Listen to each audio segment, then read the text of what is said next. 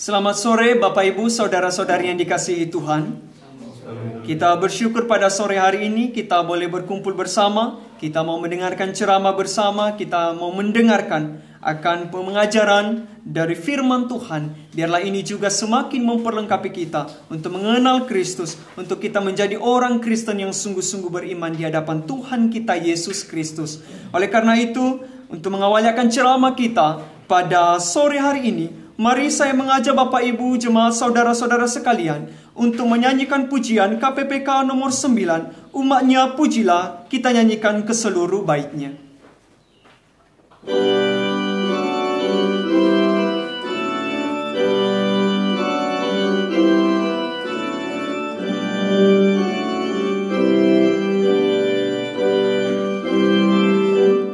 Bait pertama. Umatnya pujilah, haleluya, amin, pada Kristus Raja, haleluya, amin, bersama bernyanyi di depan tatanya, pastilah berkenan, haleluya, amin. Baik kedua. Pandanglah Tuhanmu, haleluya, amin, pujilah padanya, haleluya, amin. Gembala sobatku turun dari sorga, kekalah kasihnya, haleluya, amin. Baik ketiga. Pujilah Sang Kristus, haleluya, amin. Gemarlah jiwamu, haleluya, amin. Di sorga mulia, sembahlah padanya, selamanya puji Dia, haleluya, amin. Untuk doa pembuka, saya minta dengan kasih Pakso memimpin kita di dalam doa.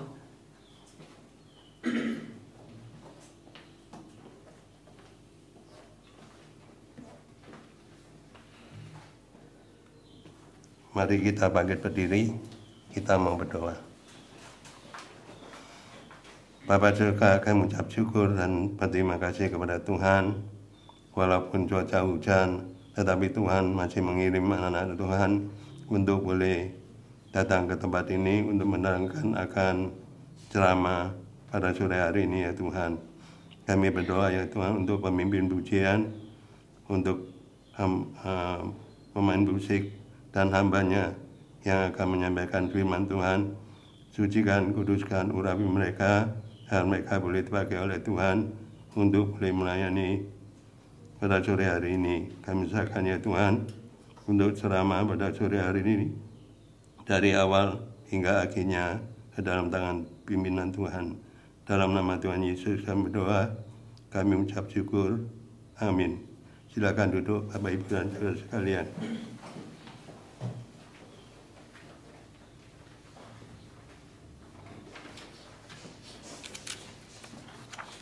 Baik, Bapak Ibu jemaat saudara-saudari yang dikasihi Tuhan, mari sebelum kita mendengarkan akan ceramah pada saat sore hari ini, kita menyanyikan pujian Mazmur 25. Kita nyanyikan baitnya yang pertama, kedua, dan yang ketiga.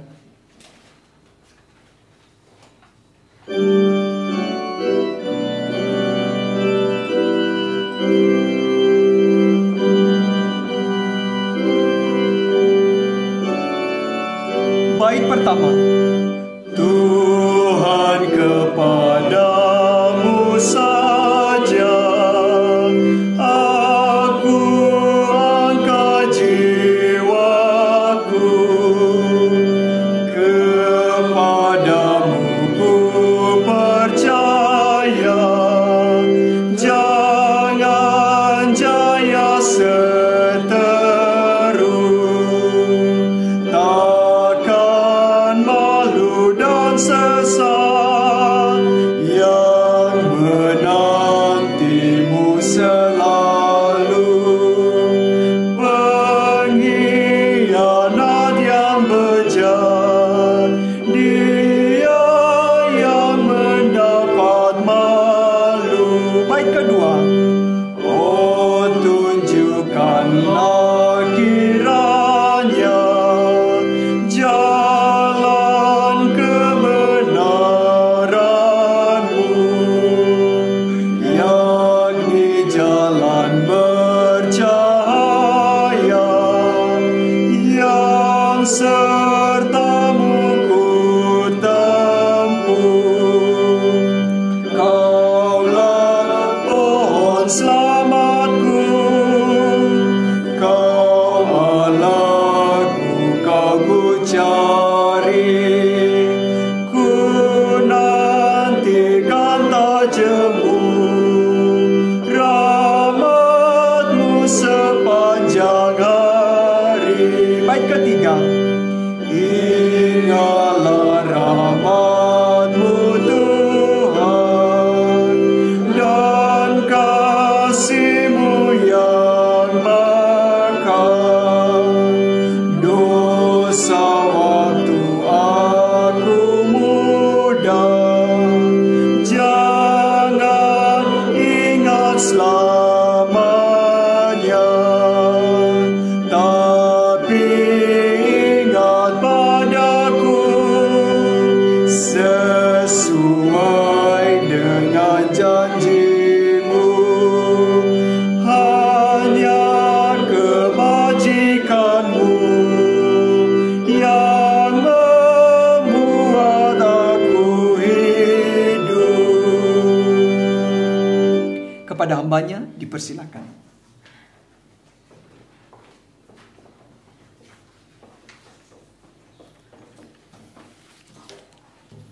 Selamat sore saudara-saudara. Ya, pada sore hari ini kita akan memikirkan satu hal mengenai penginjilan dalam gereja mula-mula ya. Mari kita bersama-sama membuka Alkitab kita dari Kisah Para Rasul pasal yang ke-8.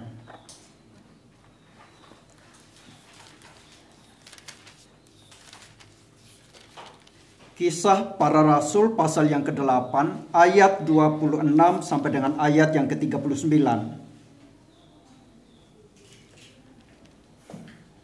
Kisah Para Rasul pasal yang ke-8 ayat 26 sampai ayat yang ke-39.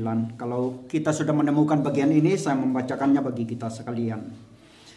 Kemudian berkatalah seorang malaikat Tuhan kepada Filipus, katanya, "Bangunlah dan berangkatlah ke sebelah selatan menurut jalan yang turun dari Yerusalem ke Gaza. Jalan itu jalan yang sunyi." Lalu berangkatlah Filipus. Adalah seorang Etiopia, seorang sida-sida, pembesar dan kepala perbendaharaan Sri Kandake, ratu negeri Etiopia yang pergi ke Yerusalem untuk beribadah. Sekarang orang itu sedang dalam perjalanan pulang dan duduk dalam keretanya sambil membaca kitab Nabi Yesaya. Lalu kata Roh kepada Filipus, "Pergilah ke situ dan dekatilah kereta itu." Filipus segera ke situ dan mendengar sida-sida itu sedang membaca kitab Nabi Yesaya. Kata Filipus, "Mengertikah Tuan apa yang Tuan baca itu?" Jawabnya, "Bagaimanakah aku dapat mengerti kalau tidak ada yang membimbing aku?" Lalu ia meminta Filipus naik dan duduk di sampingnya. Nas yang dibacanya itu berbunyi seperti berikut. "Seperti seekor domba, ia dibawa ke pembantaian, dan seperti anak domba yang keluh di depan orang yang menggunting bulunya. Demikianlah ia tidak membuka mulutnya. Dalam kehinaannya berlangsunglah hukumannya. Siapakah yang akan menceritakan asal-usulnya? Sebab nyawanya diambil dari bumi." Maka kata sida-sida itu kepada Filipus, "Aku bertanya kepadamu tentang siapakah Nabi berkata demikian? Tentang dirinya sendiri atau tentang orang lain?" Maka mulailah Filipus berbicara dan bertolak dari nas itu, ia memberitakan Injil Yesus kepadanya. Mereka melanjutkan perjalanan mereka dan tiba di suatu tempat yang ada air. Lalu kata sida-sida itu, "Lihat, di situ ada air. Apakah halangannya jika aku dibaptis?" Sahut Filipus, Jika Tuhan percaya dengan segenap hati, boleh. Jawabnya, aku percaya bahwa Yesus Kristus adalah anak Allah. Lalu orang Etiopia itu menyuruh menghentikan kereta itu dan keduanya turun ke dalam air, baik Filipus maupun sida-sida itu, dan Filipus membaptis dia. Dan setelah mereka keluar dari air, Roh Tuhan tiba-tiba melarikan Filipus dan sida-sida itu tidak melihatnya lagi. Ia meneruskan perjalanannya dengan sukacita. Mari kita berdoa. Terima kasih ya Tuhan untuk sore hari ini Tuhan berkenan mengumpulkan kami untuk bersama-sama belajar firman Tuhan. Kami telah membaca firman-Mu di dalam bahasa yang kami dapat pahami, yang dapat kami mengerti, dan ini kami percaya merupakan anugerah Tuhan yang begitu besar bagi setiap kami. Maka biarlah ya Tuhan anugerah-Mu boleh terus berlanjut ketika kami memikirkan, merenungkan firman-Mu yang telah kami baca sebentar. Kiranya Roh-Mu yang kudus bekerja di dalam hati kami, mencerahkan hati dan pikiran kami supaya kami boleh memahami firman-Mu seturut dengan maksud Tuhan, dan melalui pengertian yang benar akan firman-Mu memimpin kami untuk hidup memperkenankan Tuhan, hati Tuhan. Terima kasih ya Tuhan. Di dalam nama Tuhan Yesus kami berdoa. Amin. Saudara-saudara yang saya kasihi di dalam Tuhan kita Yesus Kristus, setelah Stefanus meninggal, penyebar luasan Injil ke wilayah-wilayah non-Yahudi terus berlangsung. Dan polanya saudara-saudara mengikuti Kisah Para Rasul pasal yang pertama ayat yang ke-8. Mari kita perhatikan. Kisah Para Rasul pasal yang pertama ayat yang ke-8. Para murid akan menjadi saksi Kristus di Yerusalem dan di seluruh Yudea dan Samaria dan sampai ke ujung bumi. Tempat-tempat yang disebutkan di sini pertama-tama tentu harus kita pahami secara geografis. Tempat-tempat ini berbicara mengenai wilayah-wilayah di mana Injil harus diberitakan. Yerusalem, Yudea, Samaria, dan ujung bumi. Tetapi juga saudara-saudara, tentu bukan sekedar itu. Ayat ini berbicara mengenai bagaimana Injil menerobos melewati penghalang-penghalang yang selama ini memisahkan Yahudi dan non-Yahudi, yaitu kebencian dan permusuhan karena perbedaan ras, perbedaan budaya, perbedaan bahasa, perbedaan martabat, dan sebagainya. Dan kalau kita perhatikan, persis terbalik pasal dan ayatnya di Kisah Para Rasul pasal yang ke-8 ayat yang pertama. Tadi yang kita baca 1 ayat yang ke-8. Tetapi sekarang persis terbalik. Di pasal 8 ayat yang pertama dikatakan, pada waktu itu mulailah penganiayaan yang hebat terhadap jemaat di Yerusalem. Mereka semua kecuali rasul-rasul tersebar ke seluruh Yudea dan Samaria. Perhatikan saudara-saudara, dipaksa oleh penganiayaan kecuali rasul-rasul. Mereka semua meninggalkan Yerusalem dan menyebar ke seluruh daerah Yudea dan Samaria. Persis yang dikatakan di pasal 1 ayat yang ke-8. Saat itu saudara-saudara, sekali lagi, karena penganiayaan, mereka melarikan diri dari Yerusalem. Tetapi saudara-saudara, momen ini sekaligus juga mereka pakai untuk menyebar luaskan Injil. Dan di titik ini yang secara khusus mendapat perhatian Lukas adalah pelayanan Filipus, yang pertama di Samaria dan yang kedua kepada orang Etiopia. Sore ini saudara-saudara, secara khusus kita hanya meninjau pelayanan Filipus kepada orang Etiopia.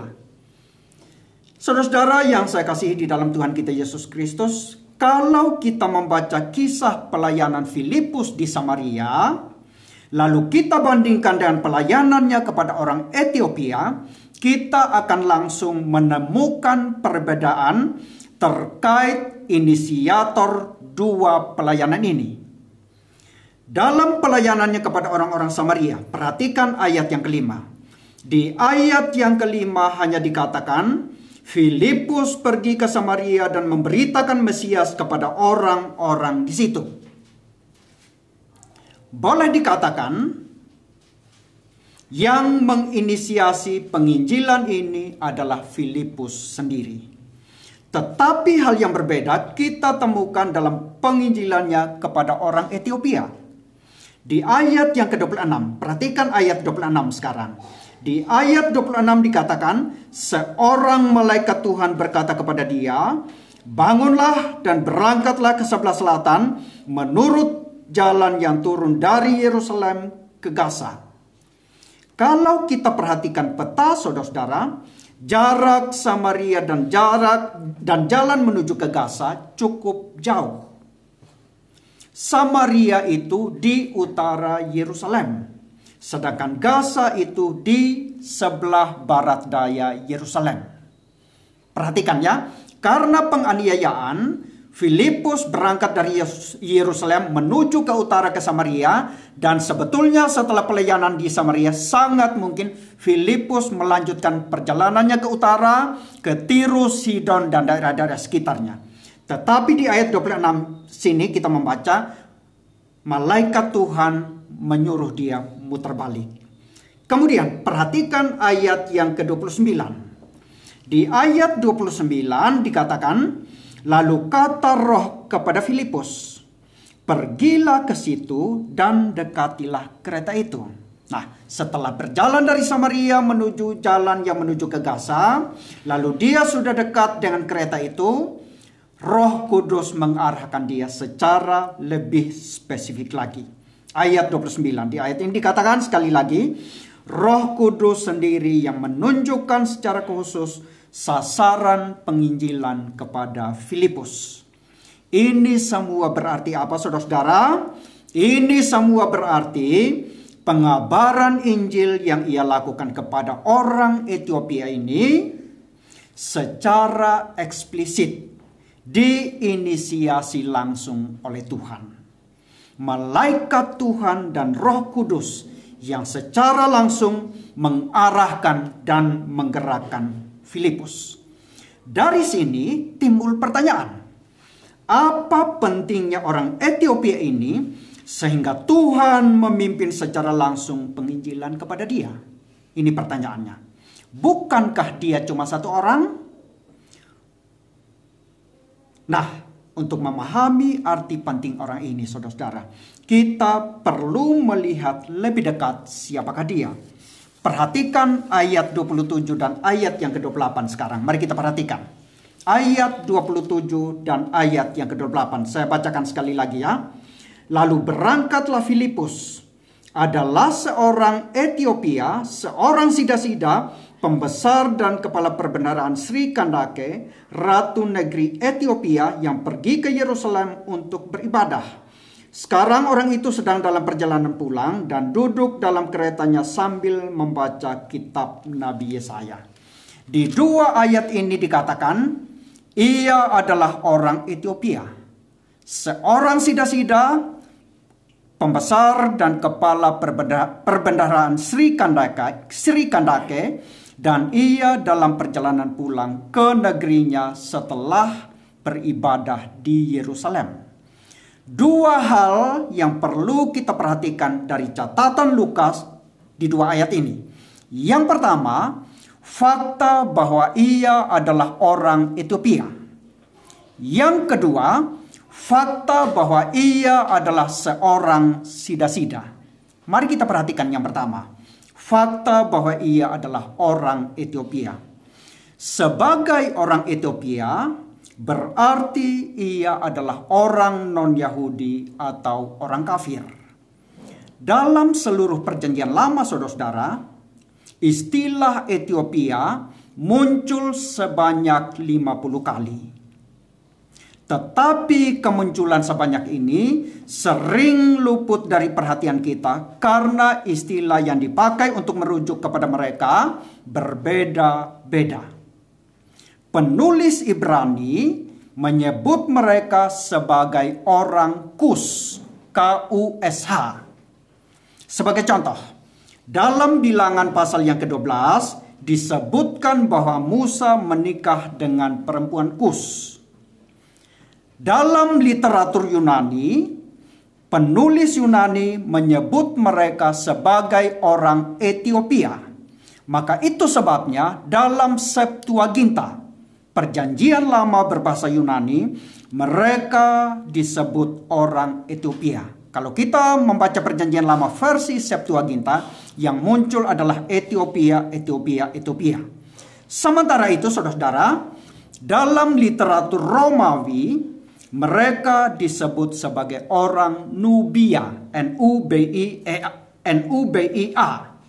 Tetapi apapun istilah yang dipakai, Kus, Ethiopia, atau Nubia, semuanya menunjuk kepada satu bangsa yang persis bersebelahan dengan Mesir di sebelah selatan, yang sekarang kita kenal sebagai bangsa Sudan. Ini berarti orang Ethiopia yang disebutkan dalam teks kita tadi adalah orang Sudan. Tidak persis sama dengan bangsa Ethiopia modern yang letaknya lebih ke timur. Jadi Sudan itu lebih ke barat, Ethiopia modern letaknya lebih ke timur. Jadi saudara-saudara, orang yang kepadanya Filipus diminta untuk mengabarkan Injil berdasarkan ras adalah orang Negro Afrika, orang hitam Afrika. Ini merupakan pelayanan penginjilan lintas etnis yang pertama dalam gereja mula-mula. Kalau orang Samaria yang disebutkan di ayat-ayat sebelumnya dalam pelayanan Filipus, mereka ini, orang Samaria ini, masih ada sedikit darah Yahudi dalam diri mereka. Tetapi orang Ethiopia ini sama sekali tidak. Jadi di sini saudara-saudara, penghalang karena perbedaan ras mulai didobrak. Namun demikian, poin yang tidak kalah penting berkenaan dengan fakta bahwa ia adalah orang Ethiopia, kita dapatkan ketika kita mengaitkannya dengan mandat Tuhan Yesus di Kisah Para Rasul pasal yang pertama ayat yang ke-8. Mari kita perhatikan kembali Kisah 1 ayat yang ke-8. Saya ulangi. Di Kisah Para Rasul 1 ayat yang ke-8, Tuhan Yesus berkata, "Kamu akan menjadi saksiku di Yerusalem dan di seluruh Yudea dan Samaria dan sampai ke ujung bumi."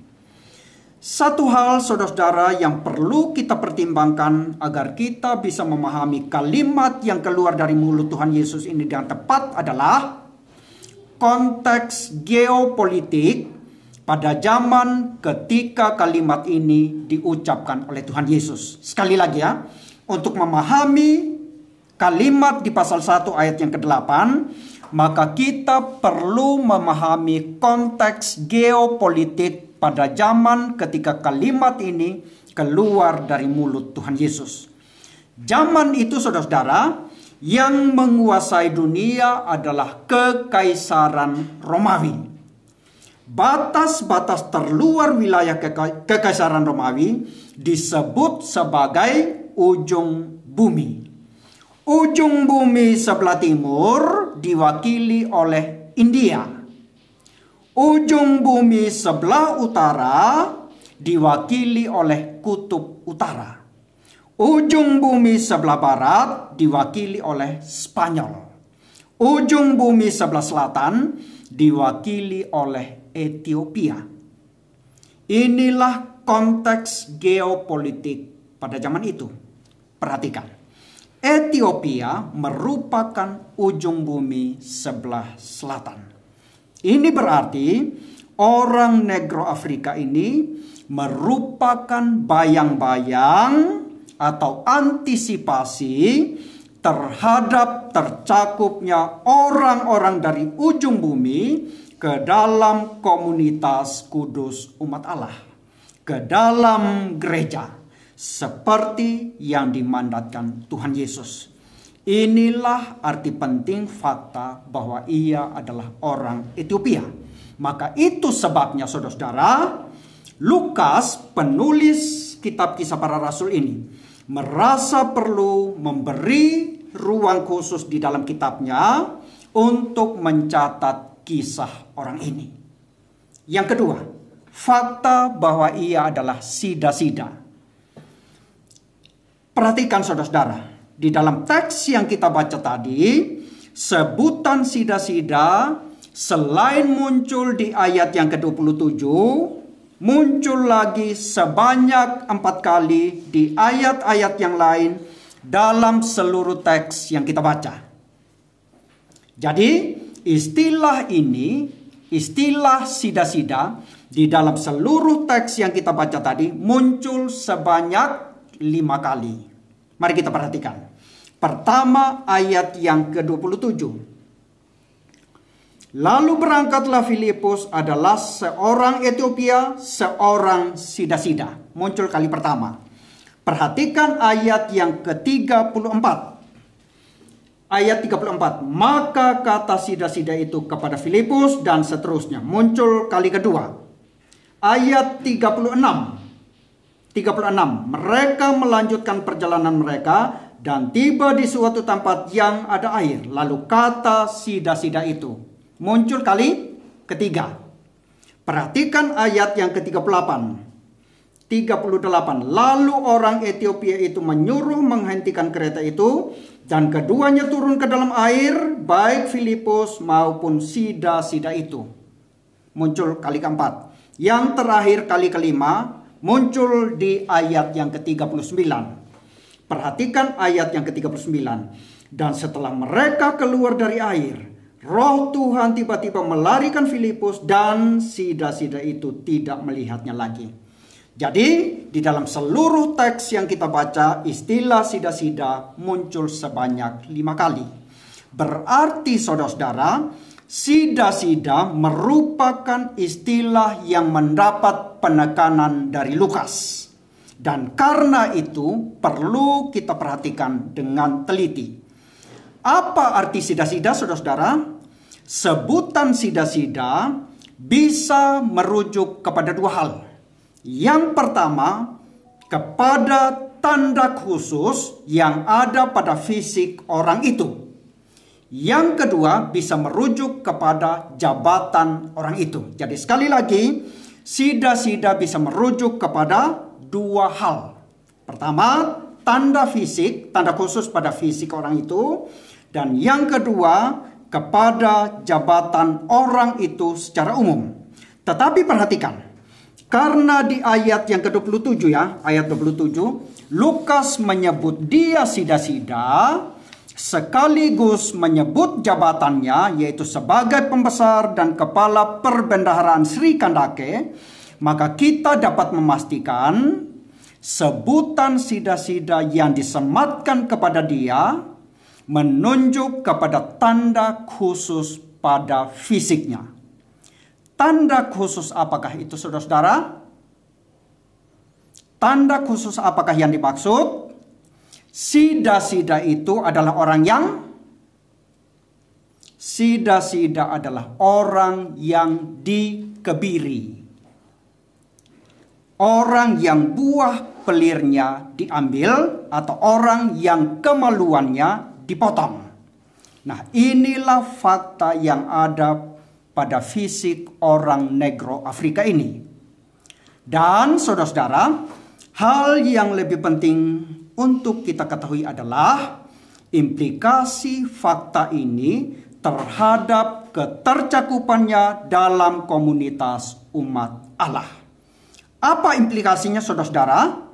Dari fakta bahwa ia adalah orang yang dikebiri, orang yang buah pelirnya diambil, atau orang yang kemaluannya dipotong, maka ia tidak mungkin diterima secara penuh dalam agama Yahudi. Statusnya dalam Yudaisme tidak mungkin lebih dari seorang yang takut akan Allah. Ia tidak mungkin menjadi penganut agama Yahudi. Jadi orang ini, saudara-saudara, tertolak. Dia adalah orang yang terpinggirkan, yang tertolak, yang tidak diterima di dalam komunitas Yudaisme. Mengapa demikian, saudara-saudara? Alasannya kita temukan dalam Ulangan 23 ayat yang pertama. Mari kita perhatikan. Ulangan 23 ayat yang pertama. Saya bacakannya. Ulangan 23 ayat yang pertama. Orang yang hancur buah pelirnya atau yang terpotong kemaluannya, janganlah masuk jemaah Tuhan. Saya ulangi sekali lagi. Orang yang hancur buah pelirnya atau yang terpotong kemaluannya, janganlah masuk jemaah Tuhan. Jadi orang ini, saudara-saudara, meskipun ia begitu rindu untuk menyembah Allah Israel, meskipun ia telah berjuang begitu rupa, menempuh perjalanan yang begitu jauh dari daerahnya, dari bangsanya untuk datang ke Yerusalem untuk beribadah di Bait Allah. Meskipun ia telah membeli gulungan kitab Yesaya dan membacanya, menurut Ulangan 23 ayat yang pertama, dia tetaplah orang luar. Jalan baginya untuk masuk ke dalam komunitas umat Allah buntu. Selamanya ia tetap merupakan orang yang dikucilkan di pelataran Bait Allah. Maka di sini, saudara-saudara, kita melihat nasib orang ini sangat mengenaskan. Ada pergumulan eksistensial yang begitu sulit yang dihadapinya. Ini, saudara-saudara, ibarat orang yang begitu kepanasan di luar, lalu melihat satu ruangan yang di dalamnya orang-orang menikmati dinginnya AC dengan ditemani berbagai makanan dan minuman yang sangat enak. Lalu ia ingin sekali masuk, tetapi apa daya, saudara-saudara, ia dihadang oleh tembok dan kaca yang tebal. Hati orang ini begitu rindu untuk menyembah Allah Israel. Ia ingin masuk secara penuh ke dalam komunitas agama Yahudi. Tetapi ia tersandung pada fakta bahwa ia adalah sida-sida. Apa gunanya ia pergi beribadah ke Bait Allah? Apa gunanya ia membeli gulungan kitab Yesaya yang tentu harganya sangat mahal, saudara-saudara? Apa gunanya ia melakukan semua ini kalau pada akhirnya ia tidak masuk ke dalam komunitas umat Allah? Apa gunanya itu semua kalau pada akhirnya ia tidak mendapatkan keselamatan? Maka disinilah, saudara-saudara, kita melihat arti penting malaikat Tuhan dan Roh Kudus yang secara khusus mengarahkan Filipus untuk menemui dia. Tuhan mau memberi pengharapan baru kepadanya di dalam Kristus. Dan kunci untuk mendobrak tembok tebal ini adalah kuasa Injil. Saudara-saudara yang saya kasihi di dalam Tuhan kita Yesus Kristus, saya kira, saudara-saudara, bukan kebetulan ia membeli kitab Nabi Yesaya, kitab Yesaya, dan bukan kebetulan juga bahwa dalam perjalanan pulang ke negerinya ia membaca kitab itu, kitab Nabi Yesaya. Semua yang ia lakukan ini ada dalam pengaturan Tuhan sedemikian rupa. Mengapa demikian? Karena di dalam kitab Yesaya lah ditemukan pengharapan baru bagi dia. Meskipun Taurat Musa melarangnya untuk masuk ke dalam jemaat Tuhan, tetapi di dalam Yesaya, kitab yang ditulis ratusan tahun kemudian, Tuhan membuka ruang baginya dalam bentuk nubuatan bahwa ketika Mesias datang ke dalam dunia ini, orang yang malang seperti dia dimungkinkan untuk masuk secara penuh ke dalam komunitas umat Allah. Pertama, terhadap kenyataan bahwa ia adalah orang Ethiopia, pengharapan baginya ada dalam Yesaya pasal yang ke-11 ayat 10-11. Mari kita perhatikan. Yesaya 11 ayat 10-11.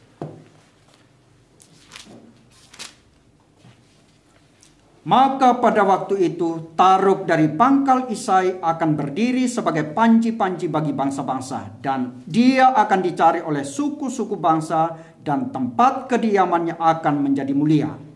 Ayat 11, pada waktu itu Tuhan akan mengangkat pula tangannya untuk menebus sisa-sisa umatnya yang tertinggal, dan di dalamnya salah satunya adalah Ethiopia. Jadi dua ayat ini dikatakan ketika Mesias, keturunan Isai, datang, pemerintahannya akan diperluas ke selatan sampai sejauh kerajaan Ethiopia.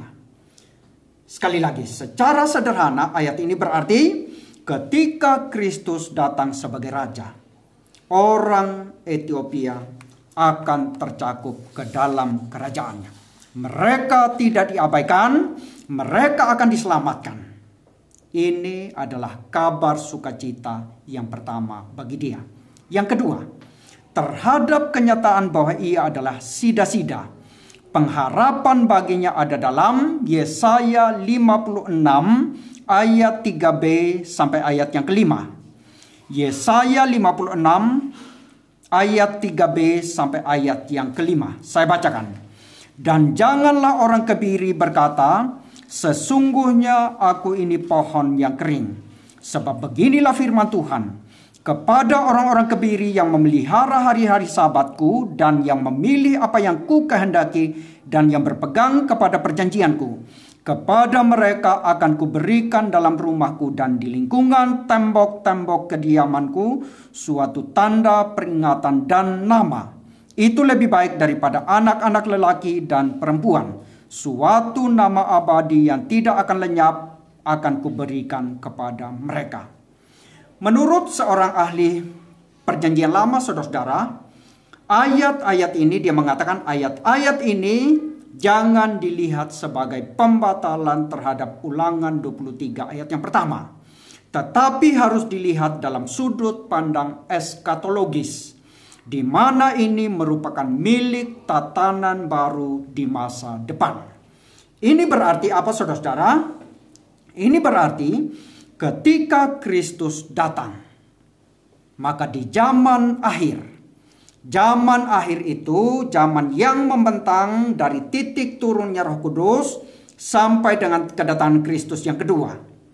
Di zaman akhir ia akan mengumpulkan sisa-sisa umatnya yang mengalami rintangan karena dikebiri atau karena halangan-halangan yang lain untuk masuk bersama-sama, untuk masuk dan berdiam bersama-sama dengan Tuhan.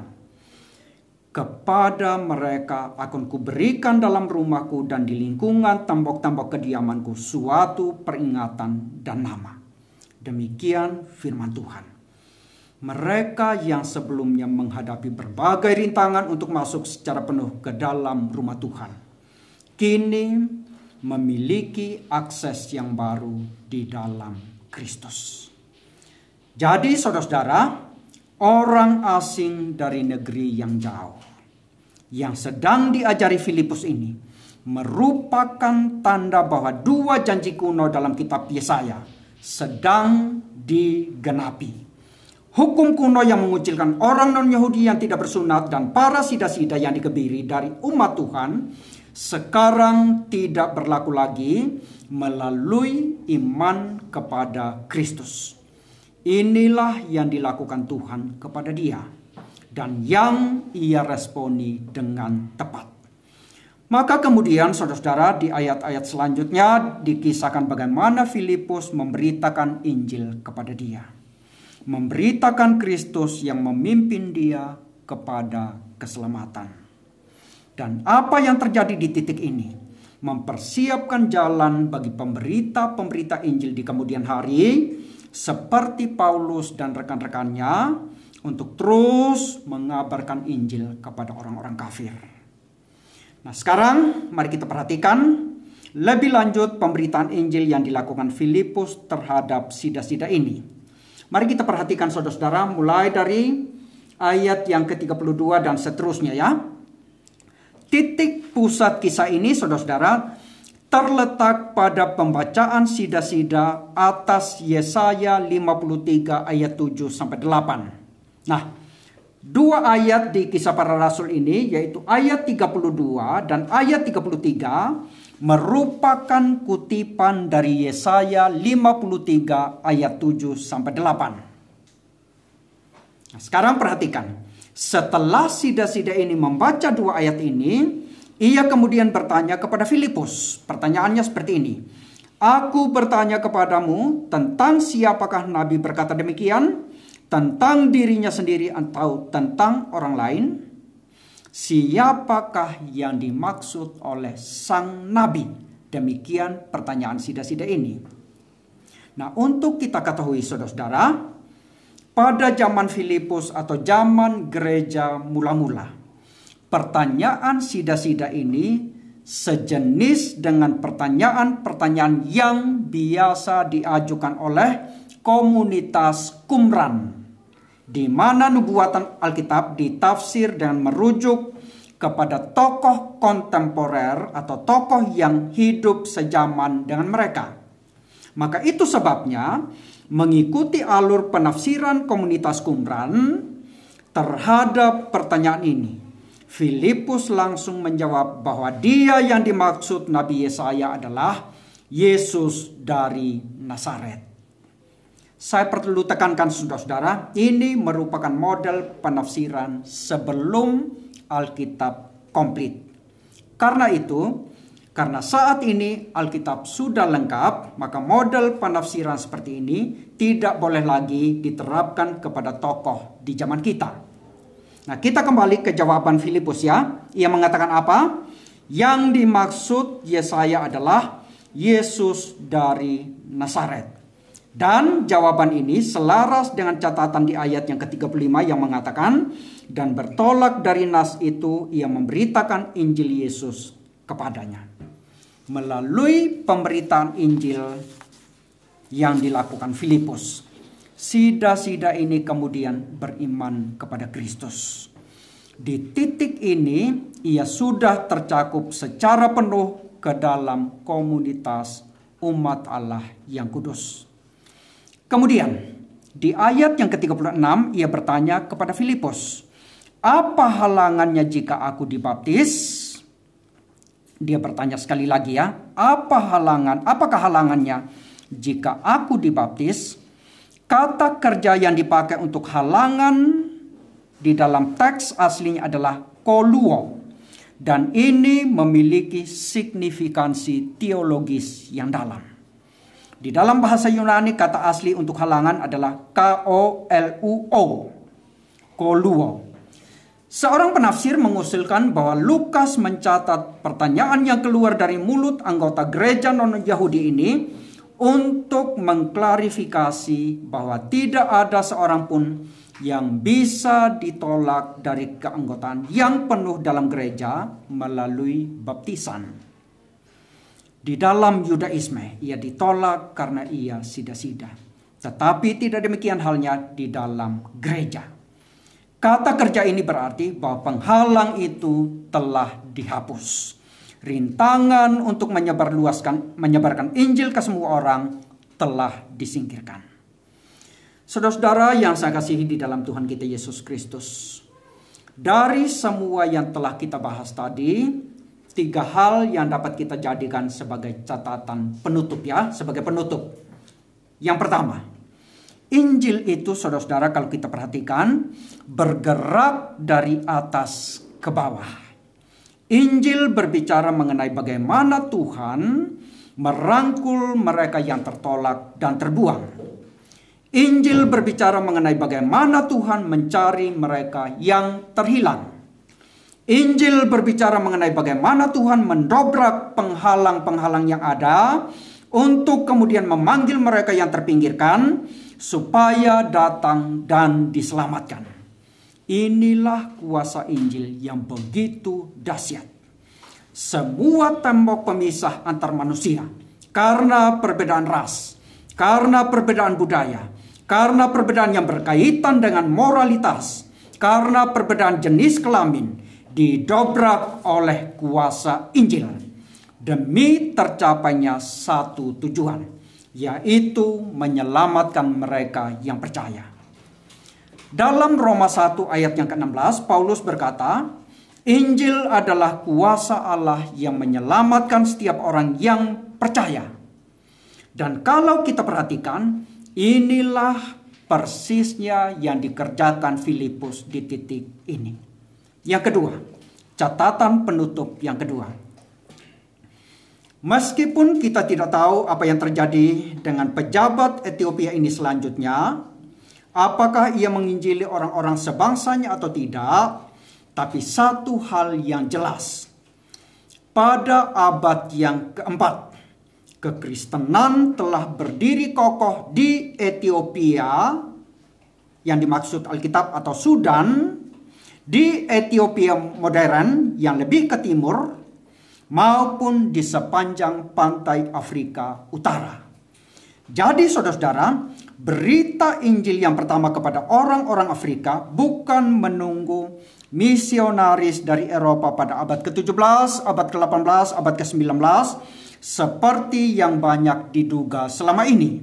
Yang benar adalah yang menjadi pelopor penginjilan kepada benua hitam adalah Filipus, sang diaken dan sang pemberita Injil.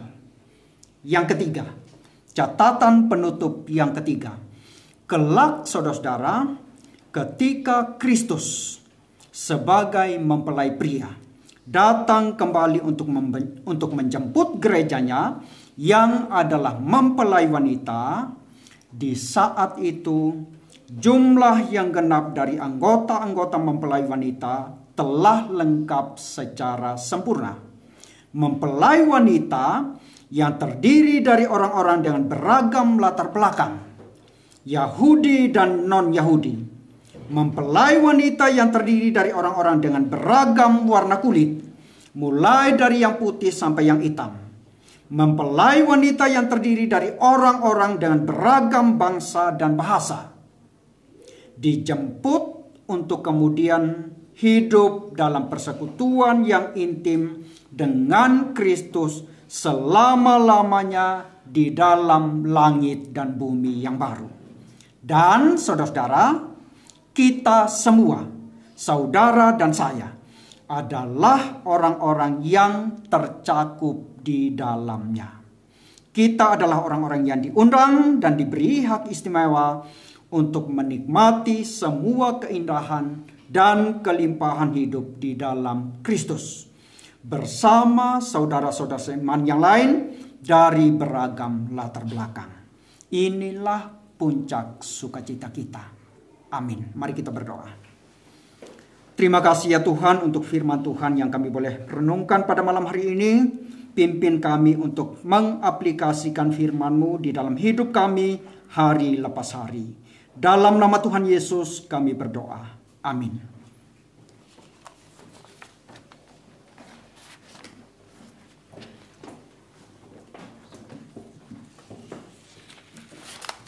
Baik Bapak, Ibu, dan Saudara-saudara, demikianlah pemaparan materi yang disampaikan oleh hambanya Bapak Eben Matalu. Kiranya ini semuanya boleh menjadi wawasan baru bagi kita untuk kita boleh mengerti bahwa gereja mula-mula sudah ada penginjilan sampai membelah benua, bahkan membelah golongan atau ras.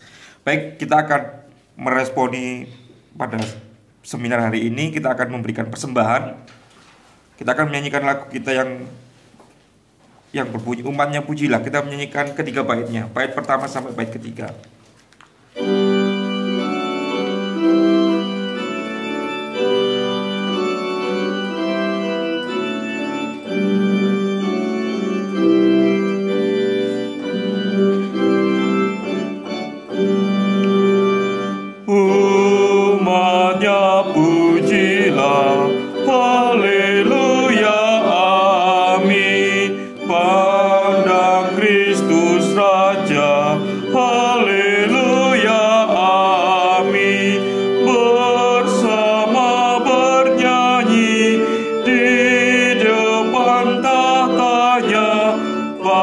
pastilah berkenan.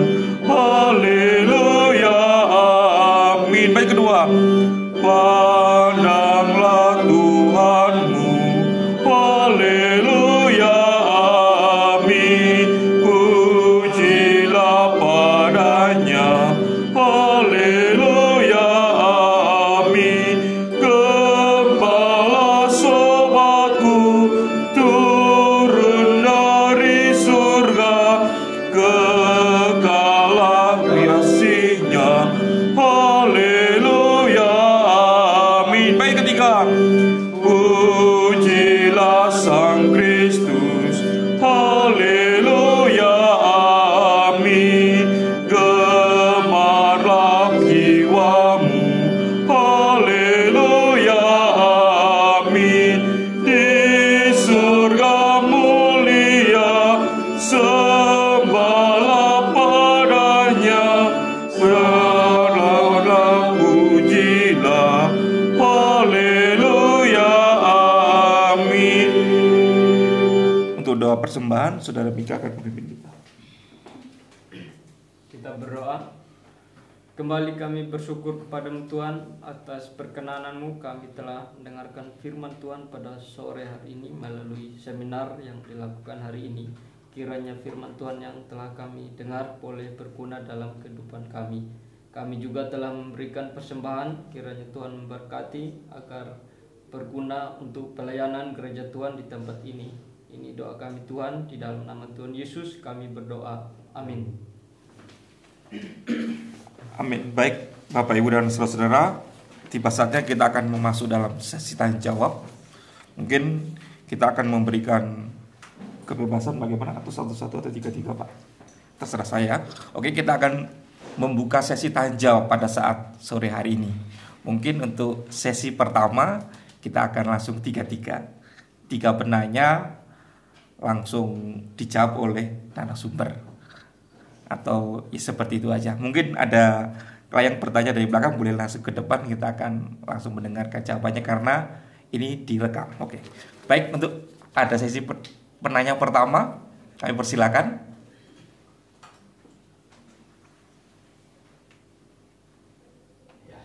Oke, mau silakan. Nggak ada saya. Terima kasih Pak untuk kesempatan ini. Saya boleh bertanya. Kalau saya boleh bertanya di dalam konteks zaman sekarang, di sini ya Pak ya. Iya, kira-kira sida-sida itu siapa Pak? Orang yang marginal, orang yang non-Yahudi itu. Itu saja Pak. Terima kasih. Oke, itu pertanyaan pertama. Atau yang kedua? Ada penanya kedua? Atau kalau masih belum, kita langsung ganti, langsung satu kali bertanya langsung dijawab gitu sama narasumbernya, biar seru Pak. Monggo Pak, silakan. Iya. Ya Pak, makasih Pak untuk pertanyaan Bapak. Sida-sida pada zaman itu kalau kita tarik ke konteks kita sekarang, siapakah mereka? Nah, perlu kita perhatikan penulis Injil Lukas dan penulis kitab Kisah Para Rasul adalah orang yang sama, yaitu Lukas. Nah, satu ciri Lukas adalah di dalam Injil Lukas memperhatikan orang-orang yang terpinggirkan atau orang-orang marginal, yaitu mereka yang pertama orang yang miskin, yang kedua pemungut cukai, lalu yang ketiga wanita. Pada zaman itu wanita dianggap rendah, pria lebih tinggi. Lalu yang lainnya itu saya lupa, kira-kira seperti itu, orang-orang marginal.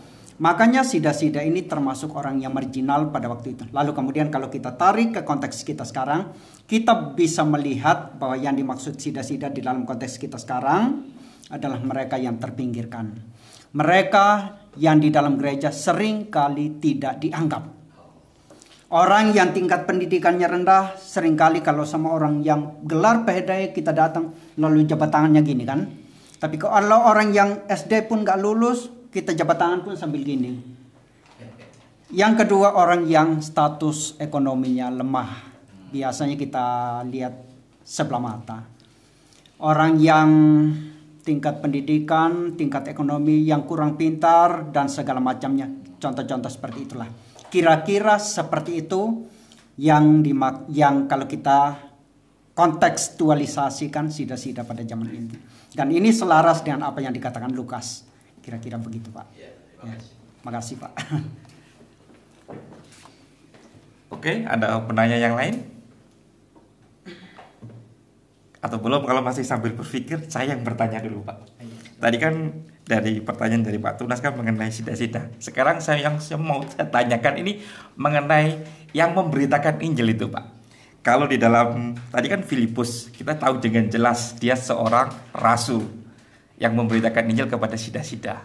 Apakah kalau dalam konteks sekarang yang memberitakan Injil itu harus lulusan dari langsung belajar langsung ke Tuhan Yesus secara langsung, atau harus sekolah teologi dulu, atau yang lainnya Pak? Atau sekolah misi bagaimana Pak? Atau seperti itu Pak? Atau ada pendidikan khusus atau tidak perlu Pak? Itu Pak pertanyaan saya Pak. Saya jawab ya Pak ya. Yang memberitakan Injil adalah mereka yang pernah mengalami kuasa Injil. Yang sebelumnya belum mengenal Kristus, kepada mereka diberitakan Injil, lalu kemudian mereka percaya kepada berita Injil, beriman kepada Kristus dan mendapatkan keselamatan. Nah, kabar baik ini harus mereka bagikan juga kepada mereka yang belum mengenal Kristus. Tetapi ini yang pertama ya. Mereka yang memberitakan Injil adalah mereka yang sudah mengalami kuasa Injil. Tetapi untuk menghindari pengabaran Injil yang bias, yang menyesatkan, yang tidak setia kepada berita Injil yang nyatakan di dalam Alkitab, maka kita perlu studi dengan teliti, perlu belajar sungguh-sungguh. Tetapi sambil memberitakan Injil, sambil kita belajar, sambil memberitakan Injil. Dua hal ini berkorelasi secara positif.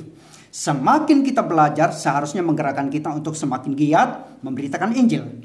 Semakin kita giat memberitakan Injil, seharusnya menuntun kita untuk belajar lebih dalam lagi, untuk memahami apa yang kita imani, untuk memahami kedalaman berita Injil. Jadi seperti itu. Berarti itu termasuk kompleks Pak ya, antara pengertian kita mengenai Alkitab dan juga kita geraknya untuk memberitakan ini harus seimbang. Oke, sangat bagus sekali. Saya boleh tambahkan sedikit? Oh, monggo silakan. Iya. Tadi saya mengatakan sambil kita belajar, sambil kita memberitakan Injil. Sambil kita memberitakan Injil, mendorong kita untuk semakin belajar. Tetapi kalau kita mengatakan, tunggu saya belajar sampai tuntas dulu baru memberitakan Injil, maka sampai kita mati, kita tidak akan memberitakan Injil. Karena sampai kapan kita bisa tuntas memahami berita Injil yang sedemikian dalam, kira-kira seperti itu. Terima kasih. Oke, mungkin dari saudara-saudara sekalian ada yang mau bertanya? Masih ada? Oke, silakan. Ayo.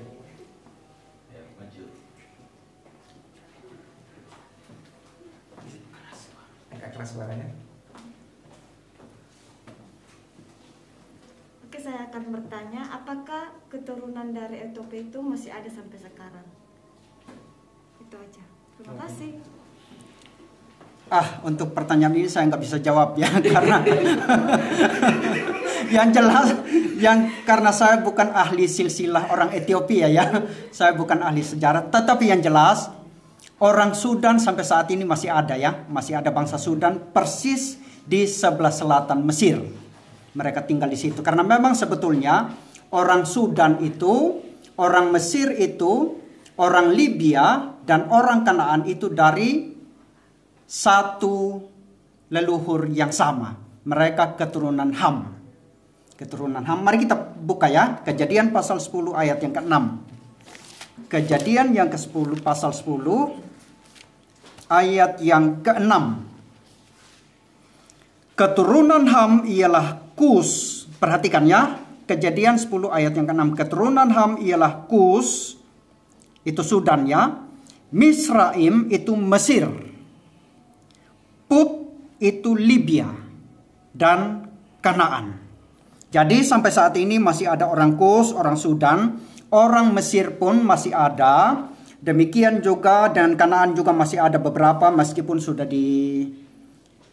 sebagian besar sudah dihabisi oleh Israel. Lalu orang Libya pun pemimpinnya baru meninggal beberapa tahun lalu ya, Muammar Gaddafi ya. Lalu kalau kita perhatikan peta di sini, inilah wilayah tempat berdiamnya keturunan Ham.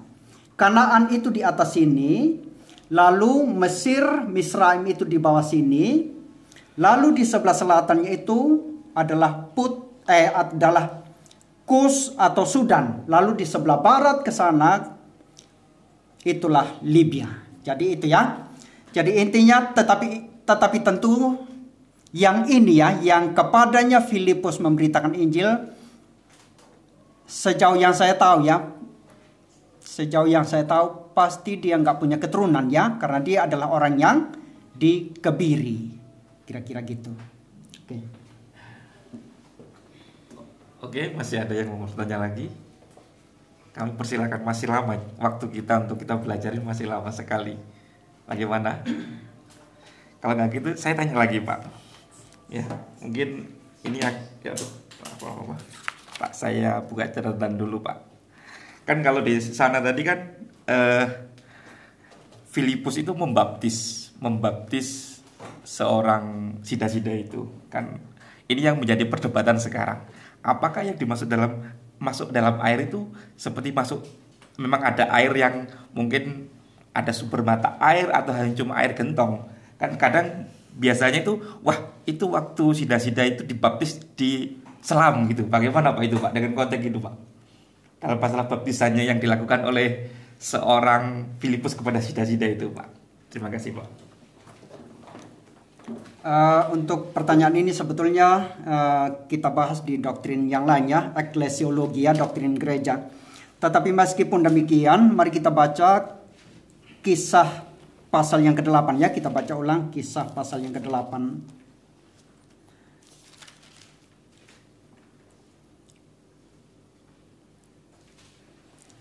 Ayat yang ke-38. Lalu orang Ethiopia itu menyuruh menghentikan kereta itu dan keduanya turun ke dalam air, baik Filipus maupun sida-sida itu. Nah, dari pembacaan ayat ini, kalau pemahaman yang saya pahami ya, pengertian yang saya pahami, ada satu, dalam perjalanan itu ada satu tempat mata air, ada semacam telaga yang kecil mungkin, lalu mereka berdua masuk ke dalam dan kemudian Filipus membaptis sida-sida ini. Tetapi ini tidak berarti bahwa mereka masuk dan kemudian menyelam. Saya pikir mungkin sama-sama berdiri di air, lalu kemudian Filipus mengambil air, lalu kemudian membaptis sida-sida ini. Seperti ini. Mengambil air, mereka masuk ke semacam telaga, kalau itu adalah telaga. Berdua masuk, lalu kemudian Filipus mengambil air, lalu kemudian membaptis orang itu. Membaptis sida-sida ini, dan mulai titik ini orang ini menjadi orang yang tercakup secara penuh di dalam gereja. Jadi seperti ini ya, mengenai hal detail perihal baptisan mungkin tema yang lain Pak ya, kita bahas di tema yang lain. Oke, ada yang lain mau bertanya dari teman-teman? Atau mungkin sudah bertanya lagi, mau tanya lagi, tidak apa-apa. Tidak diberikan batasan, kita hanya cuma bertanya satu kali. Karena gini, pada saat kita belajar, kita ada sesuatu, bertanya kepada narasumber, itu adalah sesuatu pergumulan kita selama ini. Kalau kita bertanya, maka kalau sudah ada jawaban, itu ada kepuasan bagi kita. Dan jawaban dari narasumber itu mungkin kita akan ingat terus. Itu caranya prinsip. Oke, ada lagi? Monggo silakan. Boleh Pak ya, satu lagi. Iya. Terima kasih Bapak Eban.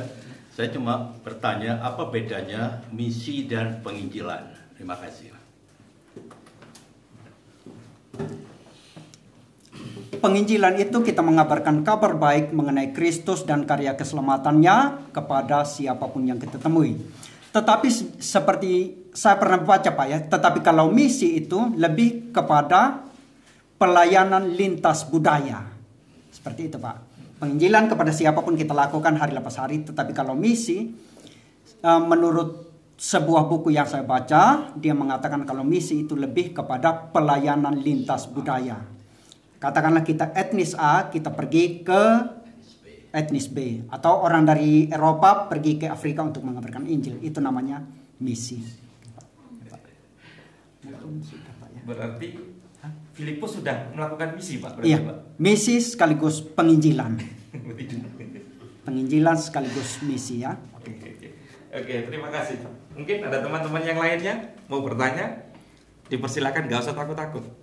Karena mumpung ada narasumbernya dan dia tidak Oke, ada lagi? Ayo, silakan. Nggak perlu takut-takut. Ayo. Ayo, ini sudah ada. Nanti sudah sini. Ayo, silakan agak ke sini. Baik, terima kasih kesempatannya. Ya, tema kita kan penginjilan gereja mula-mula ya Pak ya. Dalam gereja mula-mula. Iya, saya mau bertanya, apa perbedaan fundamental penginjilan gereja mula-mula sama gereja masa kini gitu Pak? Jika ada, kenapa harus terjadi seperti itu? Ada perbedaan seperti itu gitu. Terima kasih. Untuk pertanyaan ini sebetulnya saya nggak mau jawab karena yang bertanya adalah seorang nabi perjanjian lama yaitu Nabi Mika. Nabi Mika. Tetapi saya nggak tahu apakah dia mau menguji saya atau enggak ya. Tapi tetap saya jawab ya. Perbedaan penginjilan di dalam gereja mula-mula sama penginjilan di zaman gereja kita sekarang ya.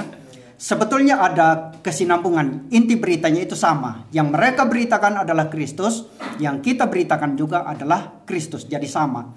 Tapi mungkin yang kalau kita pikir ya, yang membedakan mungkin kedalaman pengertian para pemberita Injil di zaman itu dengan kita sekarang. Ketika kita memberitakan Injil seringkali isinya dangkal kayak orang bilang penginjilan supermi, kurang dalam pengertian kita dan sebagainya. Lalu juga mungkin militansi mereka ya, militansi para pengabar Injil di dalam gereja mula-mula. Mereka itu saudara-saudara, Filipus aja sebagai contoh ya, dia sedang dianiaya di Yerusalem. Berarti dia melarikan diri, meninggalkan barang-barang berharganya, meninggalkan asetnya di Yerusalem dan sebagainya. Mungkin dia cuma bawa uang pas-pasan, tetapi di dalam kesulitan seperti ini dia tetap memiliki melakukan komitmen yang kuat untuk tetap memberitakan Injil.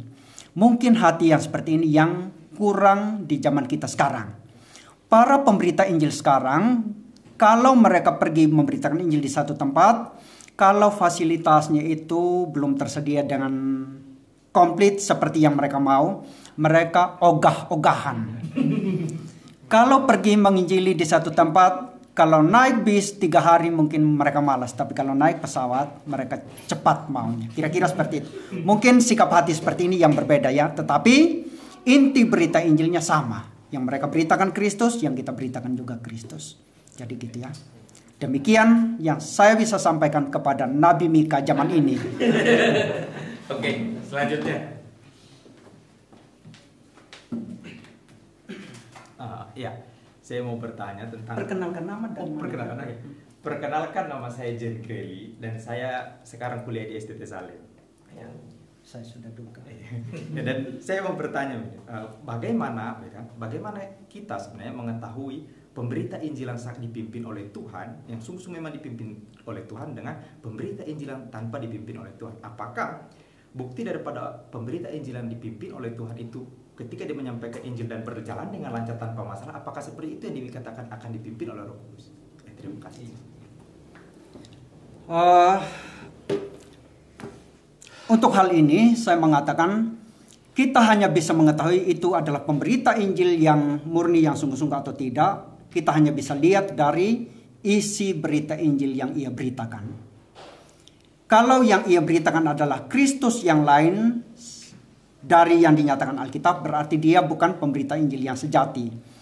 Kalau yang ia beritakan adalah Kristus yang lain, tidak seperti misalnya ya, dalam kaitannya dengan Allah Tritunggal seperti yang diajarkan Alkitab, maka dia bukanlah pemberita Injil yang sejati.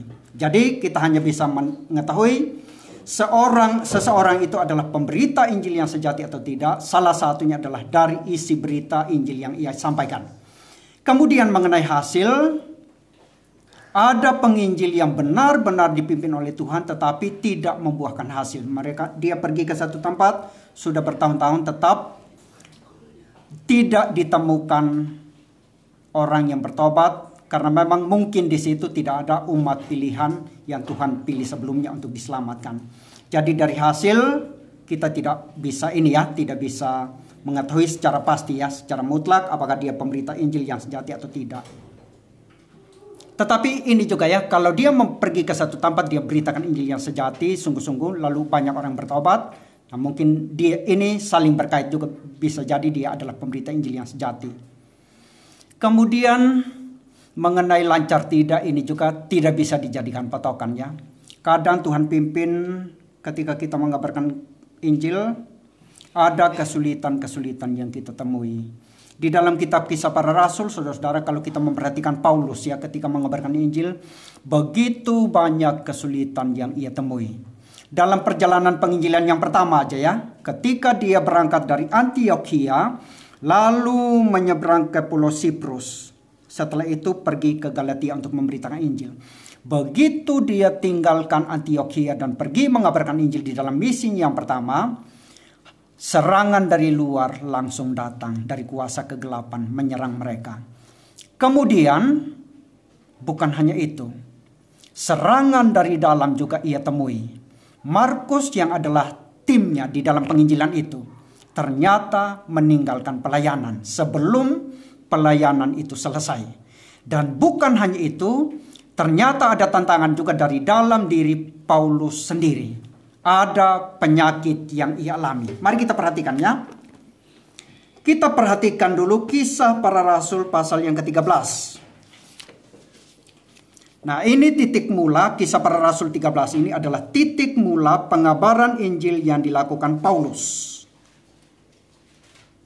Perhatikan ya, ayat yang kedua. Pada suatu hari ketika mereka beribadah kepada Tuhan dan berpuasa, berkatalah Roh Kudus, khususkanlah Barnabas dan Saulus bagiku untuk tugas yang telah kutentukan bagi mereka. Nah, tugas inilah yang kemudian kita kenal sebagai misi pelayanan Paulus yang pertama. Tetapi perhatikan saudara-saudara, begitu mereka menyeberang ke Pulau Siprus, langsung dicatat di situ ada Bar Yesus, nabi palsu, tukang sihir yang menghalangi pengabaran Injil yang mereka lakukan. Lalu perhatikan di ayat yang ke-13b. Ayat 13b. Tetapi Yohanes, yaitu Yohanes Markus yang menulis Injil Markus, meninggalkan mereka lalu kembali ke Yerusalem. Pelayanan penginjilan belum selesai. Markus yang mereka sangat butuhkan di dalam penginjilan itu untuk membantu mereka, untuk membeli makanan, mencari tempat penginapan dan sebagainya, ternyata lari meninggalkan mereka. Pelayanan misi yang pertama ini, salah satu daerah tujuannya adalah Galatia. Setelah pulang dari situlah, maka Paulus kemudian menulis surat Galatia. Mari kita perhatikan Galatia pasal yang keempat. Galatia pasal yang keempat. Ayat yang ke-13. Galatia 4 ayat yang ke-13. Paulus bilang apa di sini? Kamu tahu bahwa aku pertama kali telah memberitakan Injil kepada kamu oleh karena aku sakit pada tubuhku. Jadi di dalam misi pelayanan pertama ini Paulus mengabarkan Injil dalam keadaan sakit. Jadi ada begitu banyak tantangan dan kesulitan. Karena memang kerajaan gelap tidak tinggal diam ketika kita memberitakan Injil. Kira-kira seperti itu ya. Tapi intinya berita Injil yang diberitakan penginjil di abad pertama gereja mula-mula dan kita sama inti beritanya. Oke, terima kasih untuk jawabannya. Ada yang lainnya mungkin? Oke, silakan. Iya, terima kasih. Sangat menarik sekali topik yang dibicarakan pada sore hari ini. Yang ingin saya tanyakan yaitu, saya awali terlebih dahulu, misalnya dalam suatu desa atau bisa dikatakan suku terpencil, seorang pemuda menginjili di sana. Dia menginjili karena keinginannya sendiri setelah mendengar dorongan dari gembala gerejanya. Kemudian dengan inisiatif sendiri dia menginjili kepada suku atau desa terpencil itu. Lalu beberapa masyarakat yang mendengar pemberitaan Injilnya itu ingin sekali dibaptis. Apakah ia berhak membaptis sedangkan ia bukan mahasiswa teologi atau belum ditabiskan sebagai hamba Tuhan? Sedangkan juga jarak gereja dengan tempat itu sangat jauh sekali, harus ditempuh beberapa hari. Berkenaan juga tadi dengan teks ini bagaimana Filipus membaptis sida-sida dari Ethiopia ini. Mungkin berangkat dari hal ini saya ingin bertanya, bagaimana apakah pemuda ini berhak untuk membaptis sedangkan dia bukan mahasiswa teologi dan belum ditabis oleh menjadi hamba Tuhan, atau ada cara lain? Terima kasih. Ya, saya jawab singkat aja ya. Di dalam kita gereja-gereja aliran reformasi, kalau tidak salah Martin Luther mengatakan demi ketertiban maka yang membaptis itu adalah penatua yang ditahbiskan, yang sudah ditahbiskan. Jadi hanya pendeta atau penatua yang lain yang ditahbiskan yang boleh membaptis. Kita boleh mengabarkan Injil kepada siapapun, lalu tugas untuk pembaptisan dan sebagainya kita koordinasikan dengan gembala sidang di gereja terdekat dari tempat kita memberitakan Injil. Kira-kira seperti itu.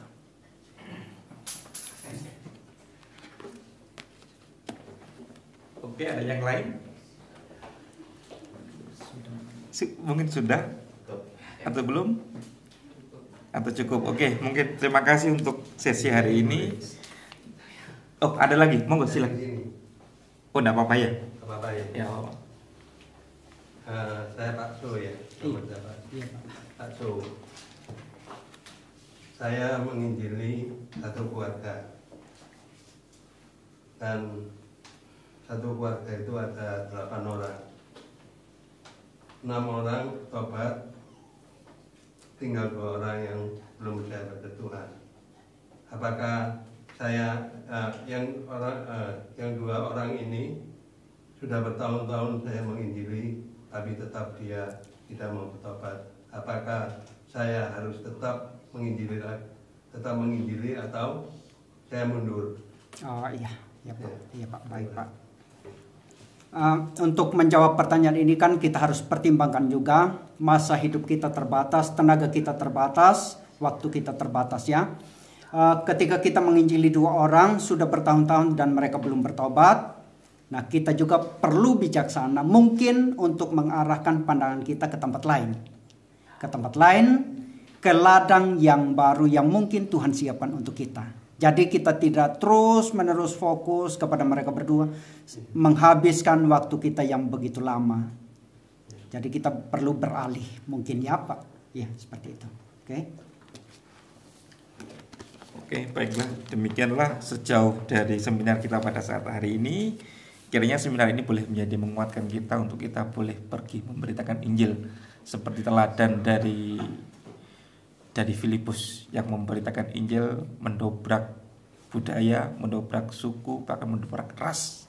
Oke, baik, mungkin kita akan mengakhiri. Sebelum kita mengakhiri, mungkin ada kesimpulan dari Pak Pembicara untuk menyimpulkan kata-kata terakhir untuk seminar hari ini.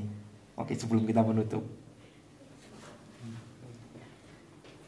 Ya, terakhir sebagai kata penutup, saudara-saudara, setelah kita melihat bagaimana pengabaran Injil yang dilakukan gereja mula-mula, dan pada malam hari ini mengenai pelayanan pengabaran Injil yang dilakukan Filipus, maka yang diminta dari kita adalah 2 hal aja. Yang pertama, kita belajar sungguh-sungguh mengenai inti berita Injil, mengenai Kristus dan karya keselamatannya. Lalu setelah itu kita gerak, kita berjuang, kita berjerilah mengabarkan Injil kepada mereka yang belum mengenal Kristus. Karena inilah mandat yang Tuhan percayakan kepada kita. Mandat yang begitu mulia, yang jauh lebih mulia dari apapun. Nah, ini yang perlu kita lakukan. Demikian. Oke, terima kasih. Kita akan mengakhiri seminar kita pada saat hari ini. Kita akan menutup seminar ini. Sebelumnya kita akan berdoa, menyanyi satu lagu dulu. Lagu Mazmur yang ke-25. Ini bait yang pertama. Setelah itu kita akan doa penutup nanti dengan hormat Pak Tunas untuk memimpin kita dalam doa.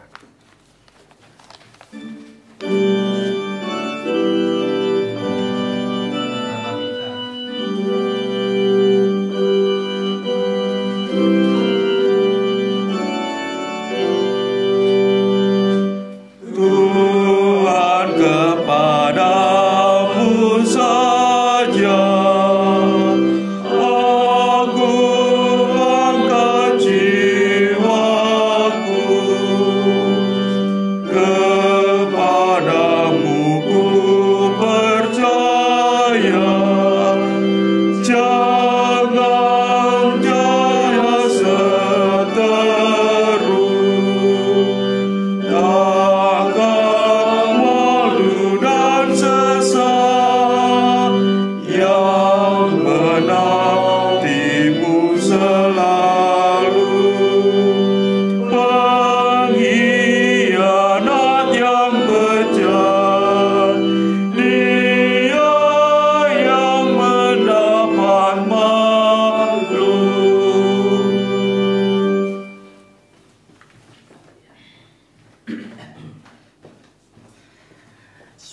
mengakhiri seminar ini, saya mengundang semua bangkit berdiri dan kita akan berdoa.